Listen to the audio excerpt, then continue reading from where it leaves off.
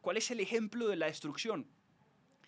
A mí uno que me gusta muchísimo está en El Señor de los Anillos. En este libro se cuenta de un ser humano que se llamó Sméagol. Sméagol es un hobbit que, obsesionado por el anillo, lo persigue, lo agarra, se hace dueño de él, pero lo que no se da cuenta es que ese anillo termina siendo dueño, se termina siendo dueño de él.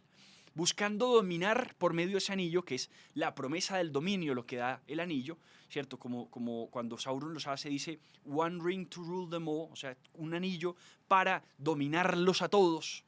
Él quería dominarlos todo, él quería dominarlo todo por medio del anillo, pero ¿qué le pasó? Que ese anillo lo termina dominando a él y lo termina destruyendo. Y su identidad terminó tan en el piso que este hombre fue incapaz de decir yo soy. Que además, recordemos, es el nombre de Dios en las Escrituras, desde Moisés en la zarza ardiente hasta Jesucristo, cuando dice antes de que Moisés era yo soy, siempre el nombre de Dios es yo soy. Yahvé significa precisamente eso. Y cuando tienes identidad, tienes la capacidad de decir yo soy esto, yo me identifico de esta forma. El yo me identifico es fundamental. En el caso de Sméagol, se le cambia incluso su nombre. El nombre es algo fundamental en la identidad de una persona. Y entonces ahora él ya no dice yo, sino que ahora tiene que hablar en plural.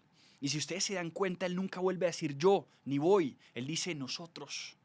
Es bien interesante, dice, no dejemos que se robe esto. Ya su nombre ya no es Sméagol, sino Gollum. Gollum en hebreo significa bestia. Es interesante. Boecio, de quien les hablaba, dice que el hombre, cuando no participa de la naturaleza divina, se hace entonces como una bestia. Es interesante, tienes dos caminos, el de la participación de la naturaleza divina, el de la gracia, por así decirlo, y el camino del de destruirnos, animalizarnos, por así decirlo. Obvio, no significa que perdamos nuestra condición de seres humanos ni nuestra dignidad, eso nunca se pierde, pero sí perdemos cada día nuestra semejanza. Sí, somos dignos intrínsecamente, pero nos destruimos a nosotros mismos, nos hacemos daño, anulamos nuestro destino, anulamos nuestra identidad. O sea, ese camino de la injusticia, el camino del pecado termina siendo un destructor de nuestra identidad, al punto que ya no es capaz de decir yo soy. Ahora dice nosotros, y entonces nosotros, todo el tiempo es un nosotros. Es un destructor de identidad, es una división interior absoluta. Mientras que en el otro caso, en el de la gracia, cada día se unifica más la persona. Y uno se da cuenta de eso. En la medida en la que uno escoge un camino del error, de la mentira, por ejemplo, cuando una persona escoge el camino de la mentira, se divide por dentro. Porque su rostro público es distinto según cómo se presenta en cada lugar.